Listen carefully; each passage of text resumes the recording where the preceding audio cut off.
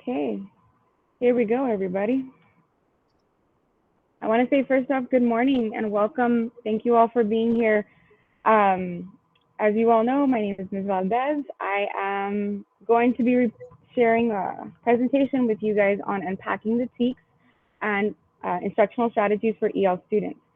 So let me share my screen.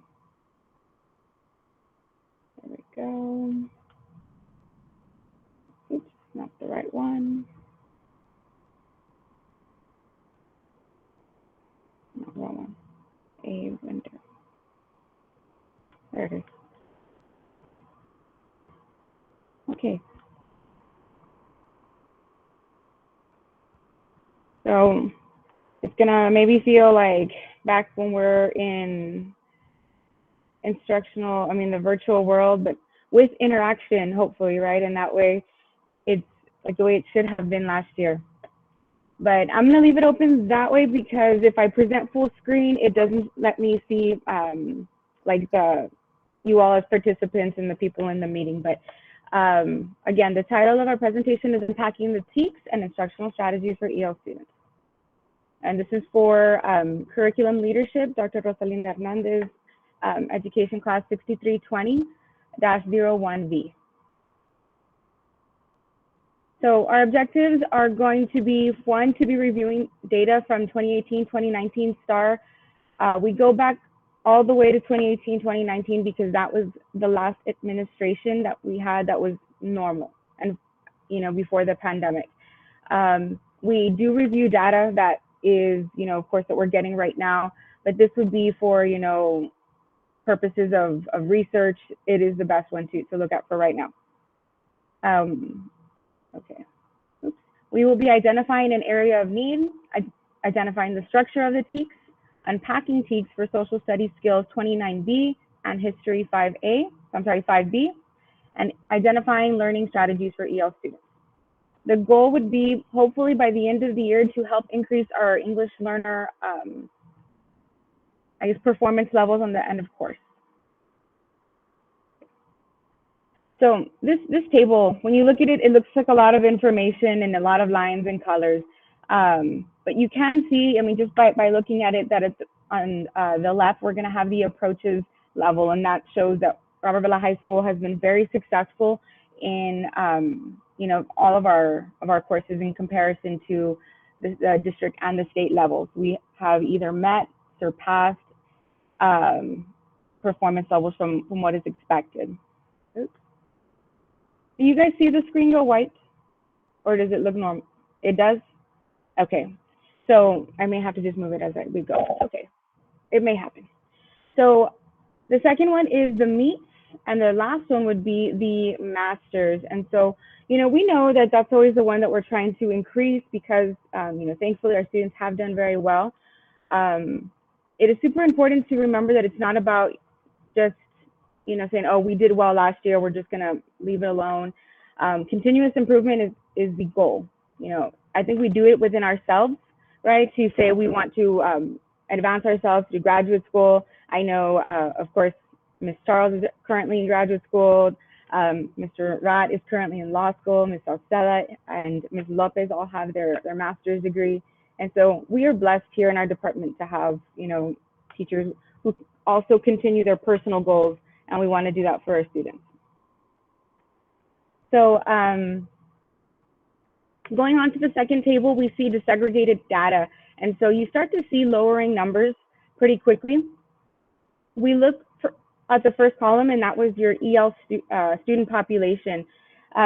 Although we've done really well, we had about 70, when you look at all subjects, we had about 83% of our students pass altogether. But when you look at the EL population, there we go, one more time, there we go. The EL population, you're gonna see that we dropped to about 62%. That's a 19% drop. And so, although we do very well in our scores, we look at certain populations and say, how can we help them? How can we support all of them? Because it's not just about, seeing the overall score and thinking everything is perfect, we won't change anything. The economically disadvantaged do actually pretty well. Oops. when you look at the numbers, you look at the numbers of special ed, and they also go low. And the reason I did not choose special ed population is, going to be presented in the next slide, but we do have an increasing number of EL students. So something that I learned this year reviewing our campus improvement plan is that our EL population has been increasing. Since 2019, we had 207 identified EL students, and currently we have 329. And this is an over 30% increase from the previous years. This is a really big jump. And I want to ask you guys, why do you think this is important? Why does this matter that we look at data and say that all of a sudden we have a 30% increase in EL students? As a teacher, what does that tell you? As a teacher, it tells us that we have more of these students in our classrooms, and therefore we need to modify our instruction to meet their needs, because there is a lot more sitting in those desks in front of us. Absolutely, absolutely.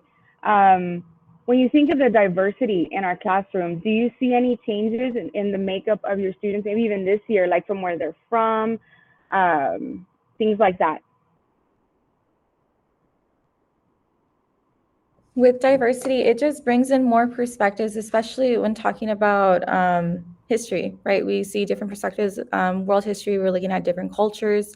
So the students that we have, they're from all over the place, so they offer their perspective and especially their culture in the discussion as well. So it helps. Thank you. Absolutely. I've seen it in the classrooms, and we're talking about students that come from not just Mexico anymore, right? We're seeing students come in from all parts of Latin America, and we know that a lot of economic factors are coming in, social factors, maybe political instability in their countries, and so it's important to understand that this isn't going away, right? And we can't think that we're going to go back. We have to move forward and change with them. Adapting is a part of the job. We do it every single day, I think, of the year as teachers, that we have to adapt in the classroom. And so our students they deserve the most effective environment, right? That we understand where they're coming from and who's in our classroom. So we're going to go into the presentation where we're talking about the actual TEKS. And sometimes, being that all of us are, I know Ms. Puente is a first-year teacher, and so I'm super glad to have her here to learn this information. But all the other teachers are veteran teachers, and we may see the TEKS and forget to identify the small things. What is a strand, what is the knowledge and skills, and what are our student expectations? In doing this, we're able to go through easily and say, okay, I know that in particular, I'm talking about social studies skills, history, geography. Social studies, I think, is the one that has the most of the strands, right, from all of the core subjects. Okay, so here's where we're going to start with some work. So I'm going to ask if you can please take out a blank sheet of paper. If you don't, or if you have my presentation, you can write on the actual paper. And we're going to be creating a chart. So I'm going to do this. At the very top, if you don't have one, I want you all to please, there we go. Can y'all see me? Okay. So we're going to do 3 sections, one with verbs, nouns, and last one being context. And what we'll be doing is we're going to go through the TEKS and identify each one. So again, it's verbs, nouns, and context. We can use those words, or we can also use action, content, and skill. Because I'll be using a lot of English-related vocabulary today. And sometimes, I am guilty of it, that we don't use that. But with English learner students, the repetitive vocabulary in the classrooms and the alignment is going to be so important. Okay, if you have the actual presentation in front of you, I do have it listed that we will be circling verbs, underlining content, and boxing in the skills. So you can do that as well. And so going through, I'm going to give you all about maybe 1 minute, just go through the TEK that is shown on the screen. We're going to go through both knowledge and skills and student expectations and identify first the verbs, the action words. What are the students supposed to be doing?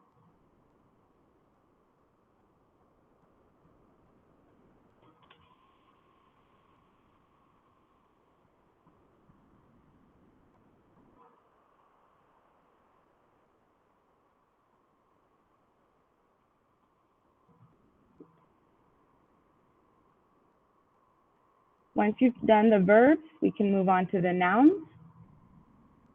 which is the actual content.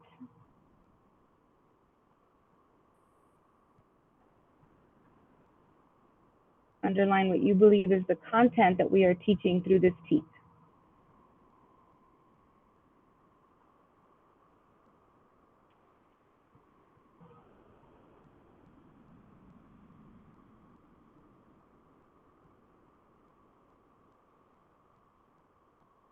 Last one is the skill. What are they expected to, or how are they expected to learn the content?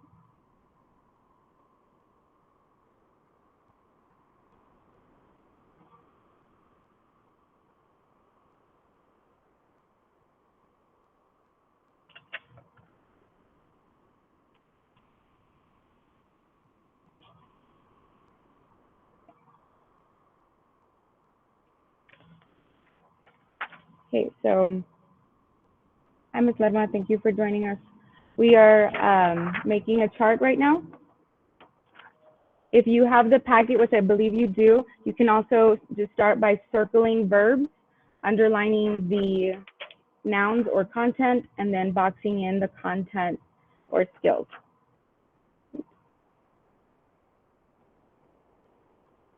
So I'm going to go ahead and just ask, and we're going to go through this together, you know, and see what you all found on this particular TEK.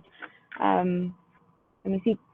Mr. Rott, what did you find for verbs? What action are the students supposed to do for this TEK? You know, I wasn't quite sure where to put it off, but I saw applies, and so I don't know if I wanted to include critical thinking skills as well. But I did see applies on there. I'm seeing organize, use information, so organize, and let's see. I also say analyze, and I'm not sure whether drawing inferences would be, but I might consider that. Yes. Okay. No, you're absolutely correct. So things like analyze, apply, organize, those are words that we're looking at for the student's action. And this particular TEK, I chose it because on the test, when we're talking about end of course, and I think in all of our classes, these are some of the skills that the students find the hardest, right? And we apply them in our course to all content. You know, we're teaching by era, we're teaching by, you know, time period, and we have to do all of this at the same time. So I always think that, you know, being a social studies teacher, we have to have multiple hats on at the same time trying to teach one piece of content. What about nouns? Let me see, Ms. Lopez, what did you find there? For nouns, Sorry. Like what is the content that they're supposed to do in this particular TEK, like as a social studies teacher? okay, and hopefully I get this correct. I'm assuming they have to use their critical thinking skills. Correct. No, and that's correct. That's actually the one that I was looking for. Okay. No, perfect, because as teachers, when we think of the critical thinking skills, that is, you know, as a whole, the concept, right? That's what we're going to teach to our students. Last one would be the actual like skills that we are expecting the students to know in this TEK. Let me see, Ms. Asada, can you tell me what were the skills in this particular TEK? I got a lot of them. I'm not sure if they're all correct, but I got sequencing, categorizing, identifying, not sure if cause and effect goes with it, comparing and contrasting, finding the main idea, summarizing, making generalizations, predictions, drawing inferences, and conclusions. I don't know if those are all correct, but that's what I squared. No, you're absolutely correct. Here are the answers. When I went through them, there's a lot in this one TEK, and so I completely understand why this one would be harder for the students when you think of all of the things we expect them to understand on top of the content, right? We're going to go through a TEK. It's a little bit easier than this one because there's not as much, but we got to be ready to apply all of this to one particular piece of content and then move on, and so every week we're doing this, and so it is not an easy thing to do. Oops, there we go. Now, the next part of unpacking a TEK, at this point, you're understanding, okay, so my students are supposed to apply, organize, analyze. They're going to be working on critical thinking, and these are the specific skills that I want them to know. When you break it down, right, this way, that's a lot of information. I put the big eyes because I wanted to commend all social studies teachers for how much we have to teach our students in this content area. Our U.S. history, teachers, they rocked in being able to do this quickly, right? We're always on a timeline, but that's a lot of information. So breaking down the TEK, right, unpacking it, this particular, part of it is helping you see what do I need to teach and how do I need to do it. And so being that these are only the skills, we're going to go to the next one that is history strand. Right, and so once again, I'm going to give you all maybe just a quick minute to identify verbs, nouns, and content. So I see that Mr. De La Rosa says here, this is what we're having them do. Verbs, nouns, and content. Again, verbs are action. What are we expecting our students to? What actions are they supposed to be doing? What content are we teaching, and the skill?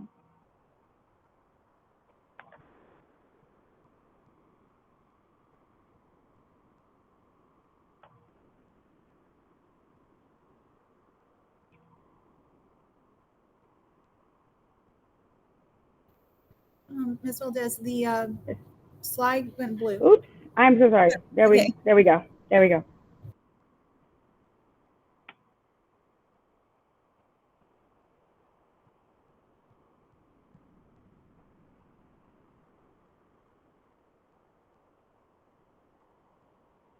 Student Colton Blackwell, if you could please report to the counselor's office. Student Colton Blackwell, if you could please report to the counselor's office.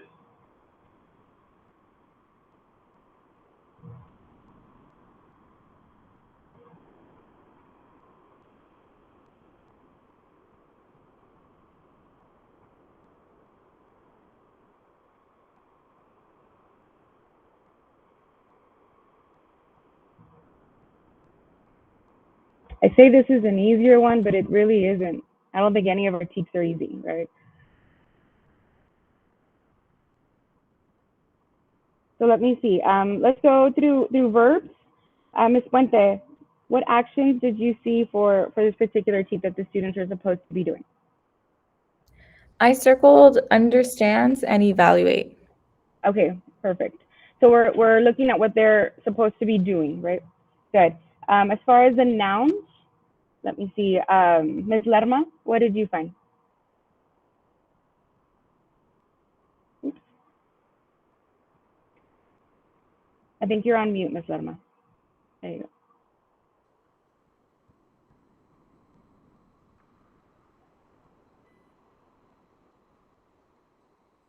I can't hear her. Can you all hear her? No. That's okay. We'll come back to you, Ms. Lerma. Let me see. Let me go through. Ms. Charles, which nouns did you find? For nouns, I wrote the muckraker, which included Upton Sinclair, Susan B. Anthony, Ida B. Wells, and W.E.B. Du Bois, and third-party movements. Okay. Our content and skill. Anybody want to volunteer for that one?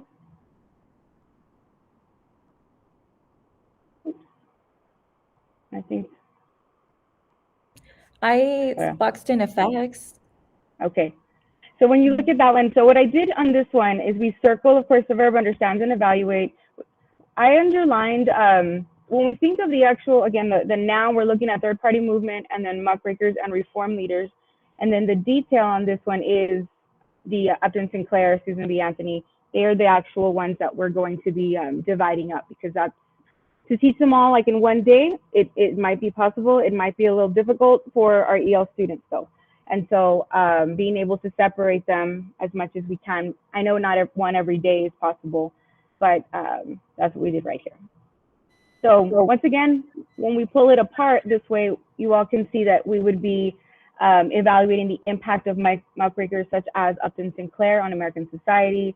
And then you have the other section, evaluate the impact of reform leaders, people such as Susan B. Anthony, etc. So once again, we're looking at TEKS that are very packed with information. And so this is just one student expectation of the very many that we do have in our content area. So the next part is of unpacking the TEK would be to define them, define each of the verbs to know exactly how you would be planning a lesson at the end of all of this. Because when you look at it divided, you're able to see, okay, I know now what I need to teach, what the students are expected to know for the exams or for our class.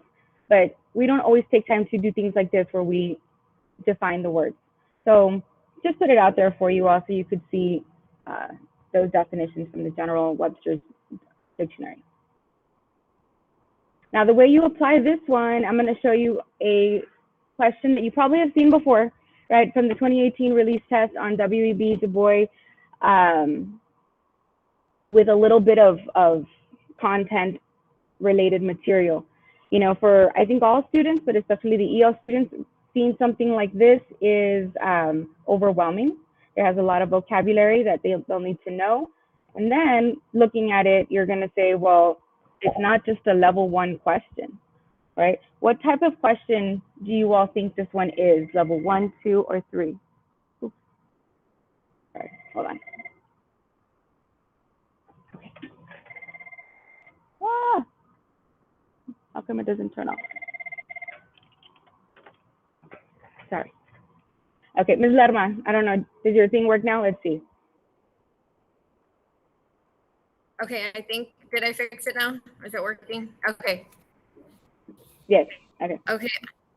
What level question, I'm sorry, do you think this one is? Well, this is a higher level question because they have to not only understand the early civil rights movement with W.E. Du Bois, but they also have to associate it and link it to the later civil rights movement, you know, of the 1950s, I believe. So they, yeah, affect the early. So actually, so yeah, so they have to know W. Du Bois, and they have to associate it with the National Association for the Advancement of Colored People. Correct.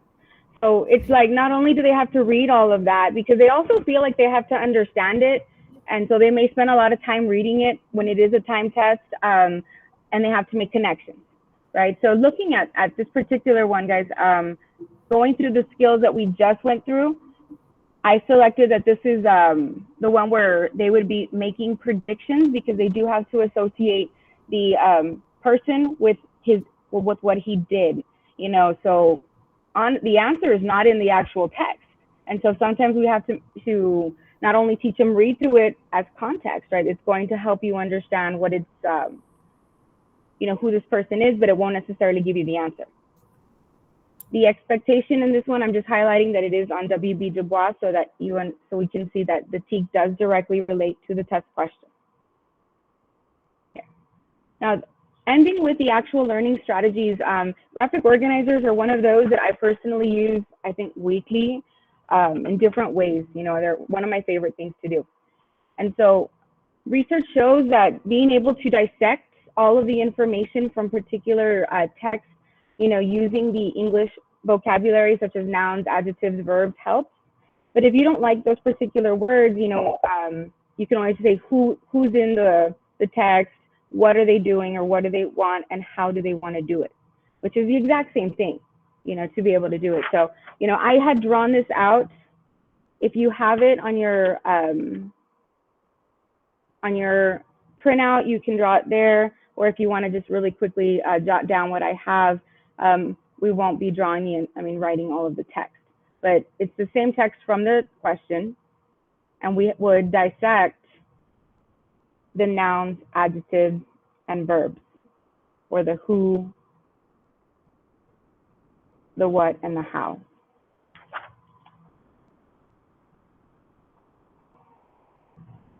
At the very bottom, I do connect it with what is the W.B. Du Bois' impact on or in American society, which again is what directly correlates to the TEKS. And I think it's what gives us the answer, because, you know, as Ms. Lerma said, it's going to be the NAACP that he found, but students have to understand why is he creating this organization.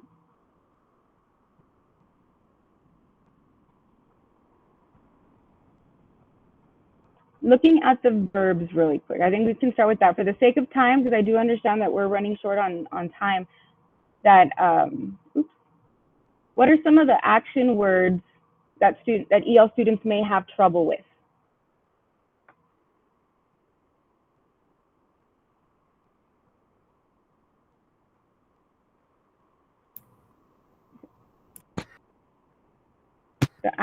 One thing that stood out for me was the word assail, you know, which I imagine they would struggle with. Absolutely, that's assail. Another one, I would think cease. Cease, absolutely. I mean, not knowing this particular word would definitely maybe have them misinterpret, right, the text. Which other one? Another one is protest. A lot of students just think protest is, you know, rioting, or they can associate protesting to something more civil, more, you know, just what is it called? Non-violent. Like hunger strike, or yes. Absolutely. I think that's something that I thought too, because even teaching in world history, we were teaching Protestant Reformation, and I was talking about, you know, protesting the abuses of the church at the time, and students were not connecting it. They think, like, you're right, protests or marching, they're doing that instead of just nailing grievances on a door. So, you know, when you do something like this for our EL students, maybe those words specifically, let's take out the words that are action words that he wants, that W.B. Du Bois is saying, this is how we're going to achieve the equality for African-American people. And so making sure that we understand the words assail, cease are absolutely necessary. So again, for the sake of time, I'm looking at what I put out for them and how I would define it. I think I even did belong, protest, and that was the only one I added. When you look at these, do you see how do you all use the released questions as bell ringers or anything like that in your lessons? Is that something that you incorporate? Yes, I use them every day. Okay. Lead forward is my best friend. Perfect. So things like this, using them into your, maybe just taking out one day taking out the text part, right? And being able to dissect it for those EL students to understand and make the connections, because at the bottom, this is something we would probably have to help them with, right? Because that answer is not in the text, but we teach them and we'll say, you know, he was known for the, I think as Ms. Lerma said earlier, his impact being the development of the NAACP, right? So those making predictions and connecting it, that part would be where you come in, but the rest is all student-led. The student can identify those. You can maybe help them with putting them in groups or partners to be able to do it one, you know, paper for them, or maybe even on a group poster, and then them just being able to see it, right? This is what he was known for, making connections with what these reform leaders wanted. Oops. Okay. Right here.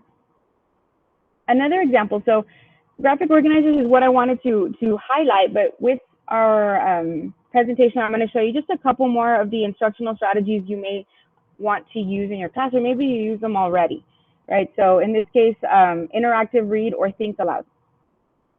I found this particular section in the Jarrett book, right? And I know that's part of the curriculum. We incorporate that to be able to identify our people, and then it has its own graphic organizers.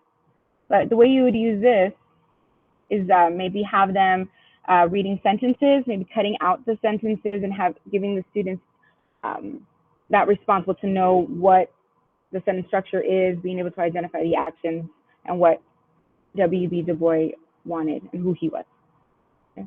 In this particular section, it also talks about Booker T. Washington. So I thought right away Venn diagrams, right? Venn diagram, being able to compare and contrast to people wanting the same thing, right? I mean, they both wanted the racial equality. They just had different methods. Okay. Research. So ending the presentation, you know, research also shows that in social studies, I mean, I think that's something I crave when we have professional development is how do I apply this to my class, right? Because I'm not a math teacher, I'm not a science teacher, I need to know social studies. And there's so many things that we can connect for not just the EL students, but for everybody. So reading through this, you know, I know that's the bell. So I want to go through each person in the meeting and see, can you give me an example of which one you currently use in the classroom? If they're not there, I mean, you can just say a particular strategy that you use for ELs. So we can start with Ms. Charles. Sorry. Yes, ma'am. I use journals every day in my classroom, and we also do graphic organizers on a very fairly, you know, basis. Absolutely. I don't ask for the word. Constant basis. There we go. Absolutely. Thank you. Coach Rott? I like using the making predictions. I like doing political cartoons or pictures of the day. What do you think is going on? What do you imagine their life is like? You know, things like that. Perfect. Ms. Asada? I usually use graphic organizers on a daily basis, and with review time or looking at primary sources, we'll do the think, read aloud. I don't know if it's on here or not, but we always analyze documents to try to look for the main ideas for the students who don't understand what the documents are trying to say, especially if it's like what the kids call olden day language. Absolutely. It's not language you use every day, right? Not anymore. Ms. Puente, is there anything on there that you see we do? Yeah, I like to use the journals and the graphic organizers for my kids. I feel like that works best for them. Okay. Ms. Lopez? Oh, there you go. I use journals, the question strategies. I do drill my kids a lot when it comes to the questions, get them exposed to the type of STAR questions they're going to be testing on. And journals, graphic organizers, maybe a little bit of text reconstruction, especially when it comes to those difficult excerpts. Getting the kids to deconstruct the actual little excerpt that they're going to be using. Perfect. Ms. Lerma? So I use a lot of graphic organizers, but what I'd like to add to all of those strategies is visuals. I'm a visual learner, and so what I've been doing is I've been doing flashcards for my students, and I'm always putting a picture. I'm always having them. Sometimes, you know, I give them just a bunch of pictures, and after talking about a concept, I have them tell me which picture best associates, you know, like the atomic bomb, which picture best associates the term that we're learning in class, the Bataan Death March, and you have the soldiers falling, you know, so that's what I do, a lot of visuals. Perfect. And I was going to say that, especially with the compare and contrast Venn diagram, even doing it with visuals. Ms. Malmoleco? Yes, I definitely do Venn diagrams, especially like with the world religions, what compare and contrast that. And I also like for them to make predictions off of primary sources. And so I like to give them, which we're about to do with Columbus, give them some different perspectives of Columbus and have them draw their own conclusions. Perfect. That's a really good one. These particular ones that I found, I would love to have the opportunity later to kind of go through some of them with you, like noun deconstruction, the sentence matching, the text reconstruction, because comprehension, I think, is what they struggle with, right? Because the language barrier is what hinders them from passing. If you gave them this test in Spanish, they would probably do much better, right? Because that is their home language. But I want to thank you guys. I know, again, we're running toward the bell just rang. I appreciate your time. You all do so much. Going through all of the TEKS and being able to understand just how many things the students have to learn in a short amount of time. So you guys are rock stars. Again, appreciate your time. If you all have any questions, I'll be here. You all send me an email, and we can go through any of these strategies.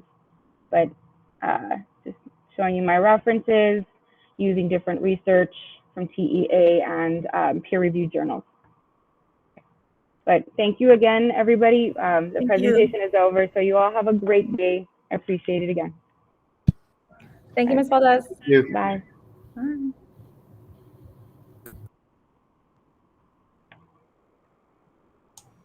Great job. Bye. Thank you so much for being here, Ms. Mata.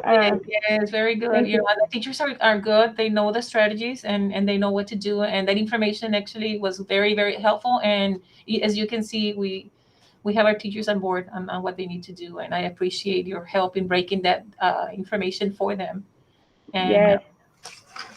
Maybe in another PLC, I'd be able to go through some of the other ones with them, because finding a lot of research like specific to social studies was really nice, because we don't always see that, right? And we always had to do it with English or with a different subject. But this one in particular, I found to be very helpful, specific to our content. So I'll talk to Ms. Charles about being able to do that soon. Yes, no, thank you so much again, and great job. Thank you. Have a good day. Likewise. Bye-bye.